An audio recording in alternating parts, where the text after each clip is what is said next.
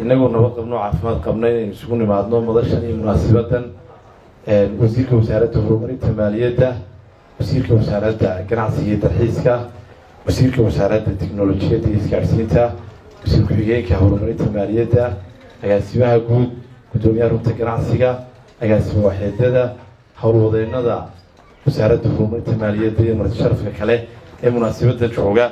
dhammaantiin salaamu calaykum waraxmatullaahi wabarakaatu.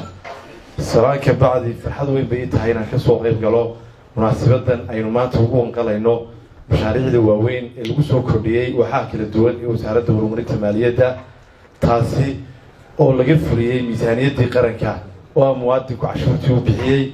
wasaaradda maaliyadda waan ku hambalyeynayaa horumarka muuqda ilxaadka sida xawliga u socda ay muddooyinkii ugu dambeysay ay kusoo kordhinaysa xarumaha kala duwan ee gobollada iyo degmooyinka dalka.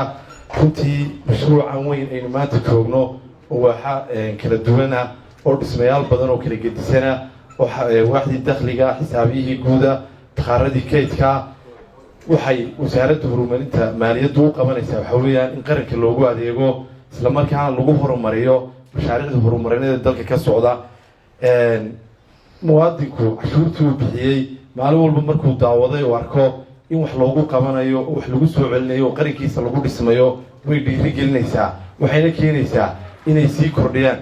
waxaan u soo jeedinayaa muwaadiniinta dalka jamhuuriyadda somaliland, dalkeena jamhuuriyadda somaliland, wixii aynu u dhisanay, aynu u samaynay iyo halkaynu ku wadnay weli buu gaadhin. waa geedi soconaya oo muddo 30 sano aynu soo wadnay. maalin walba waxbaa ku kordhaya, maalin walbana meel buu soo gaadhaya. si aynu uga dhamayno u xaqiijino himiladeennii ahayd inaynu noqono dal ka mida dalalka caalamka, waa inaynu keliya ka wada shaqaynaa iskaashiga wadajirka iyo horumarka qarankeenu ku soconayo. xukuumadda madaxweyne Muuse Biixi Cabdina waxaa ka go-an in ay ka shaqayso ay horumariso mas-uuliyaddii ka saarayd hirgelinta iyo taabagelinta jamhuuriyadda somaliland inay noqoto dal ka mida dalalka caalamka. cid kasta oo ku mashquulsan wax kale iyo cid kasta oo ka fikiraysa waxaan ahayn waxaynu ku ballannay waa tii hore fanaaniinta qarankii noogu haysteen oo yidhaahdeen dhaayaha aragtida fayoobi qaranka dhismayay arkaan, la dhagax dhigayay arkaan, dhammaystirmayay arkaan. waa innagaa maanta u joognaa.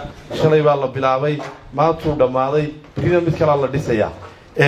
walaalayaal aynu wada aragna taa oo aynu u wada jeesanno u wada jahaysanno wixii ahaa inay jamhuuriyadda somaliland meeshaynu ku wadna ay gaadho. wasaaradda howlaha guud, dhulkiiyo guriyeyntu iyadoo ka mas-uula hantida maguurtada ee qaranka waxay si rasmiya diiwaanka dowladda ugu dari doontaa mashaariicdan iyo dhismayaashan.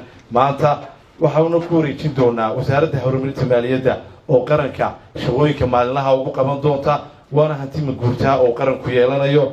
muddadii mashaariicdan iyo dhismayaashan ay soo socdayna wasaaradda horumarinta maaliyadda iyo wasaaradda howlaha guud waxay ka wada shaqaynayeen oo iska kaashanayeen in ay mashaariicdan sidii loogu talagalay u dhismaan oo u dhammaadaan. mar labaad waan hambalyeynayaa, waan bogaadinayaa.